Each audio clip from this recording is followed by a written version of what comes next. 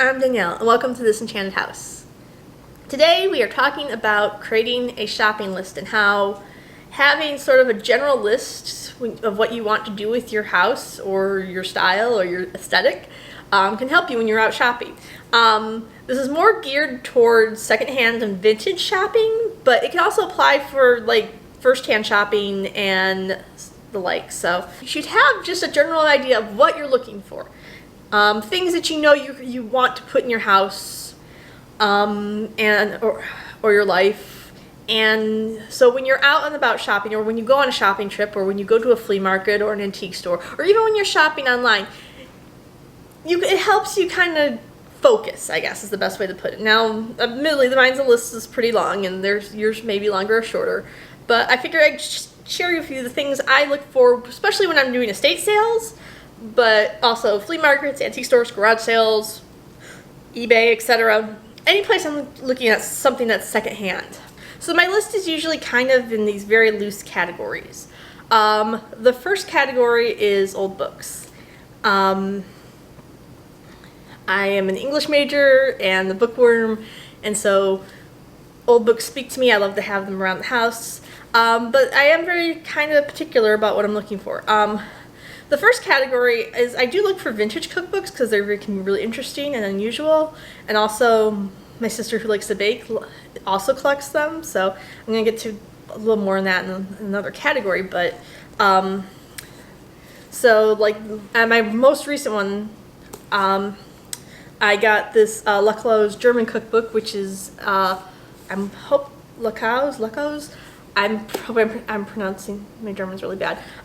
It's a restaurant in New York, and this is their official cookbook. It's from the 1950s. Let me double check. 1965. So always 50s and 60s always blend together for me for some reason, but it's a really neat book. I am also constantly on the lookout for classic literature, especially books that I really like personally or have meaning for me to get. And like this is actually part of a set, and I bought all the books in the set. But this one is Scott's Lady of the Lake, it's the poem. It's just a little poem printed in here, and it just looks cute on my bookshelf. And like if I need it, if I want to reference it, I can grab it. I haven't come across any yet, but I also am on the lookout for old scientific botanical print books. These would be books like on flowers or plants or animals that would have these really elaborate illustrations. You also see sometimes medical books with like these really elaborate human depictions of the human body. Haven't come across any yet, but they are on my list. So see, that's what I'm saying. You're not going to find everything on your list all at once. I've been doing this for I've shopped secondhand and vintage for a while, but like I've gotten this sort of like kick of it recently. I've been redecorating my home, so I'm really actively looking for things. The other thing I look for are these. This is an Eaton Press book. This one is The Brothers Grimm, which is a fairy tale. Eaton Press these are modern books. You can order Eaton Press new. They start around, I want to say $40, $50. I'll probably have something here that says if I'm correcting myself. And they do classic literature and modern books, but they bind them in these really beautiful covers with the gold leaf. Usually they come with these little notes, from these little guides in them. So yeah, these are kind of pricey. I found them as cheap as $8. Depends on how many the person has usually, and how many they're trying to get rid of and stuff. But $8 to $10 usually you can get these secondhand, and they're just lovely and they're so beautifully decorative, but also copies of books that I would have bought anyway. But they're pretty. And then there's always the wild card category. There's a bigger wild card category, but each category has some wild card category. This is actually a set I hunted down, and my husband got me for my birthday. This is the Time Life Enchanted World series books, and he bought me the entire set. My parents had a couple of these when I was younger, and I was absolutely obsessed with them. They're myths and legends, and they have these beautiful illustrations in them, and like, so this one's all in water spirits. And then you have these like classic artwork, like this pre-Raphaelite painting, and there's new illustrations by new artists, and so yeah, this is, so there's always there's always an other category. So next category is kitchenware. I'll be honest, I am not looking for kitchenware so much to use it, but as to be decorative. So there are a couple things that I am looking for or have found. First is copper molds. I did find this great one when I went to the Oddities and Curiosities Expo, but I'm still looking for more. I'm looking for ones that are really unusual or different. Like this one was obviously an astrological one, so it was really me. I'd love to find the infamous Golden Girls lobster one. The other thing I'm keeping an eye out for is a canister set. I would love to stumble upon the mushroom set. I don't really know if I would need, I don't know, like, I don't know if I would use them or if they'd just be decorative. They probably would still end up being storage in my kitchen. I don't know if I would store what you're supposed to store in them, like the flour and the sugar and stuff. But yeah, I don't know, something like that or along those lines. I haven't come across one that I've fallen in love with yet. The other is like vintage and antique kitchen appliances. Things that are kind of unusual, that look kind of mechanical, like egg beaters, or from a recent sale I got this great coffee grinder. It's got the little drawer and the put the little thing to open it up. So it's hefty too, it weighs a lot. So the other thing I'm keeping an eye out for are cast iron cauldrons. Mostly because, you know, the whole witch thing, and the great thing about cast iron is even if the one you find is rusty, you can usually restore them. So next category, clothing, jewelry, and accessories. I am always keeping an eye out for size 2X 18 to 22 vintage clothing. It's harder to find because both less of it was made, and people who are plus size tend to wear their clothes till they literally can't anymore, and they will tend to wear them till they wear out.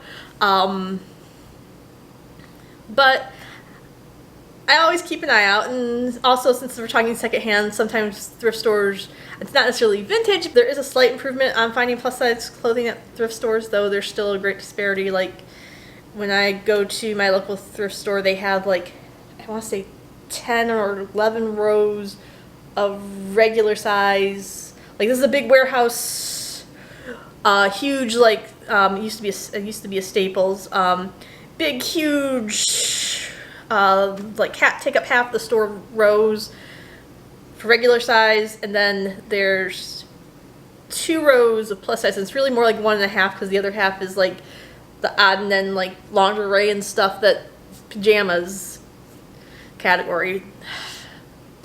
But we do what we can where we are. But anyway, so what I'm looking for clothing is obviously I'm looking for stuff my size.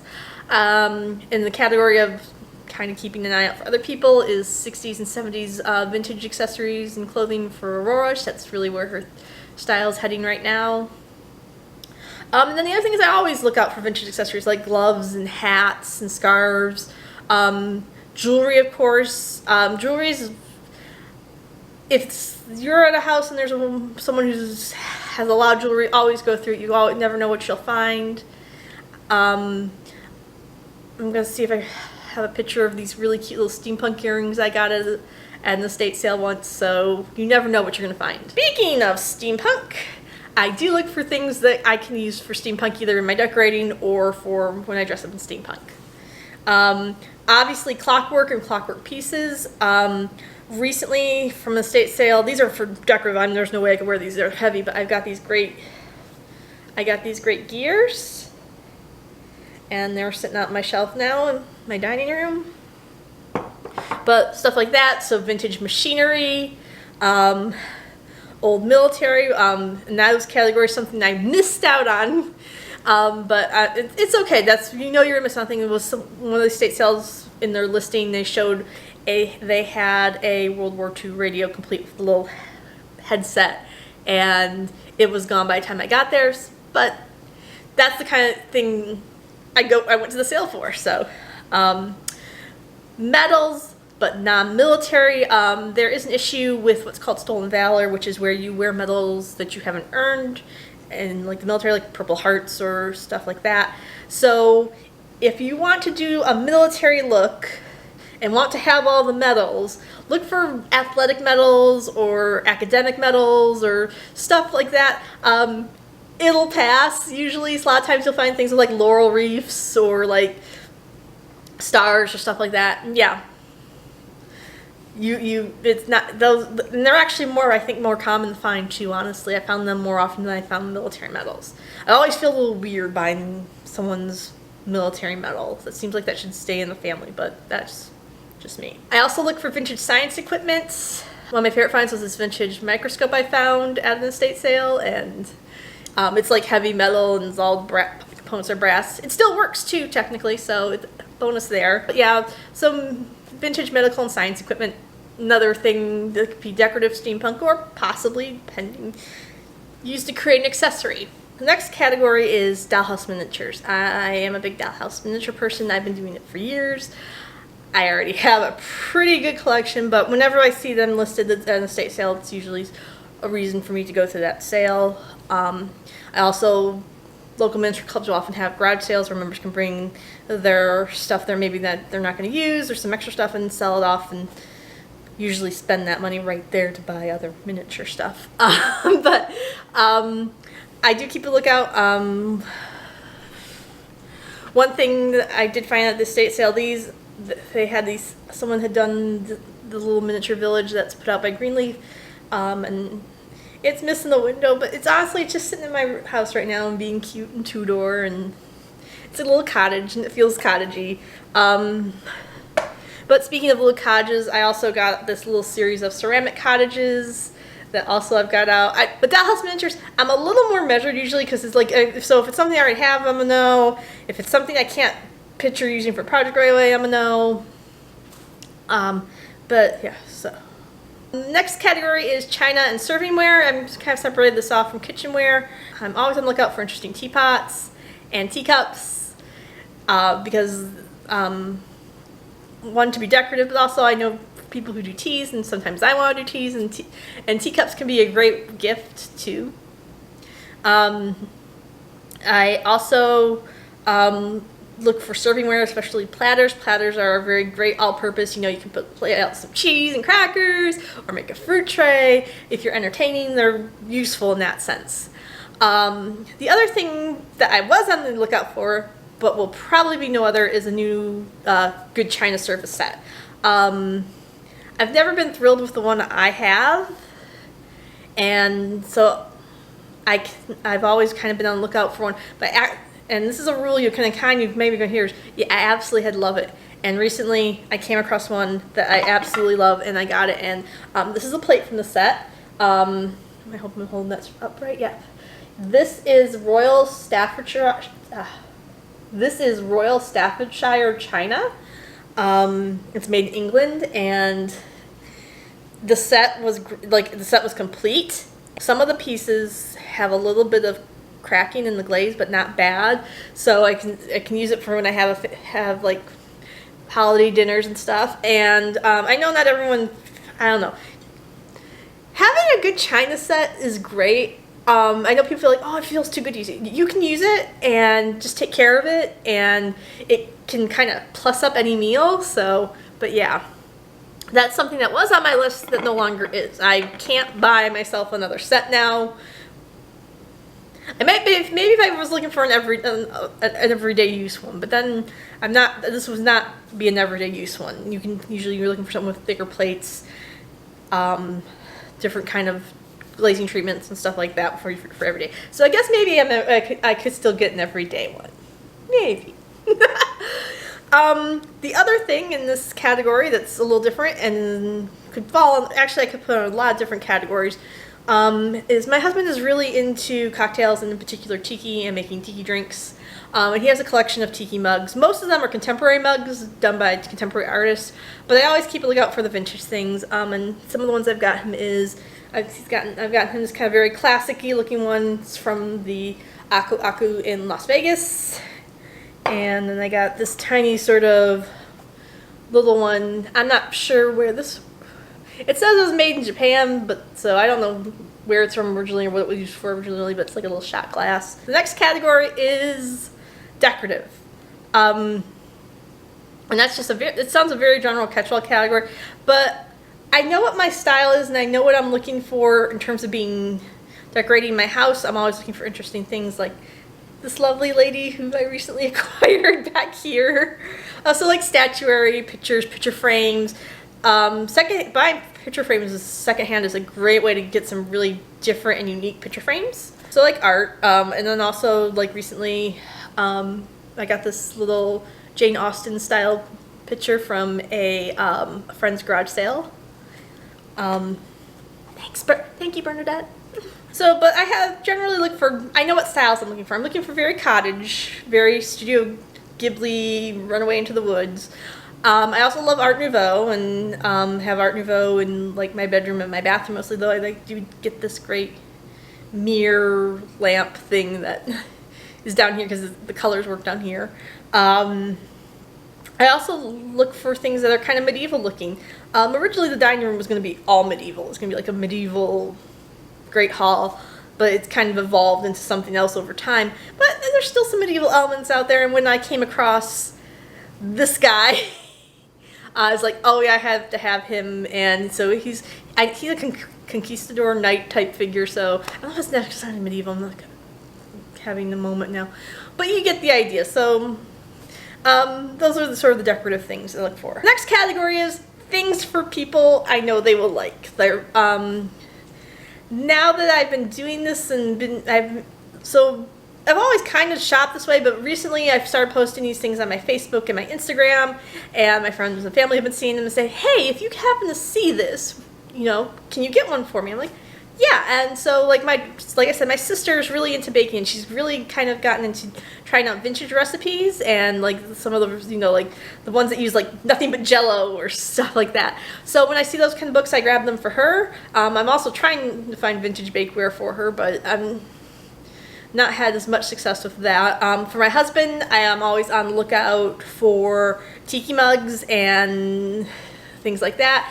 He's also said he's maybe be interested in if I find any interesting steins. So steins are a pretty common thing to find, but I will keep a lookout for that. So my dad is into stage magic, and he collects like vintage stage magic paraphernalia, like posters and things, books, actual vintage magic sets and tricks. So if I see those, I would get them for him. And of course, like I said before, she's very into vintage fashion right now, so I always keep an eye out for her.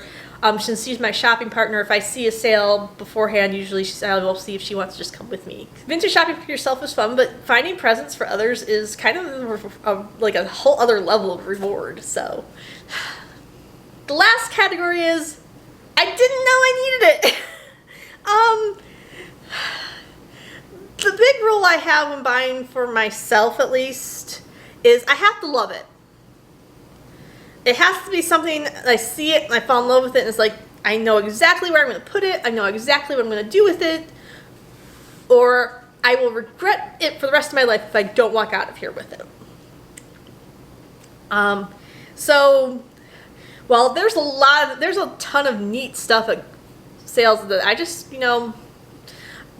the one I was recently at had a printing press, like a genuine, like old-fashioned printing press. And it's like, well, that's neat, but I'm not sure really what I would do with it. And as cool as it is to look at it, not really in love with it. There's this last category. If either I'm pre-shopping, which. If you watch my estate sales video, I talk about this a little more in there, where before you go to a sale, and this is also true for a lot of other places, like if you're going to antique stores, a lot of them have Facebooks, and they'll show regular updates of things they've got in stock, or you can check things, or if you're doing online shopping. In the video I talk about how before I go to a sale, if I can, I like to pre-shop, I like to look to see what people are going to have there and what's going to be available, if there's something that's really catching my interest. And sometimes the thing in the pre-listing is not something I didn't really think about, had not occurred to me. but I love it and I know I have to have it. And sometimes when you're going at a sale, or you're going, and this is any sale, whether you're at a garage sale, estate sale, flea market, antique shop, sometimes you're looking through and there's something that they're not putting out in display because they don't think it's marketable or it's going to be the most, the thing that really draws people in. But it's something that you like. It's something that you'd be interested in. So always take your time. Always kind of look through, take things in. So that is my secondhand shopping list, my vintage shopping list. I hope it was helpful. So what's on your list? What does your list look like? I'd love to hear what you guys are looking for out there. And maybe people can make connections in the comments. Please, if you're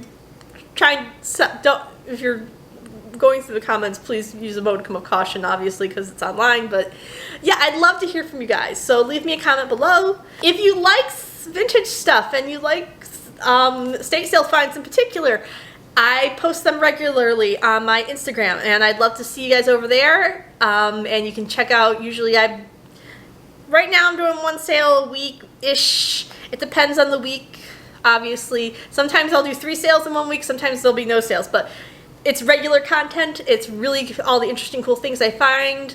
And so I'd love to see you guys over there. And I also cross-post to my Facebook and Twitter too. So I'd love to connect with you guys on social media. The links are below. If you like this video, please give it a like. Please check out my other videos. If you like what you see here, please subscribe to see the latest and the greatest. I'll see you guys next time, and I hope you have an enchanted day.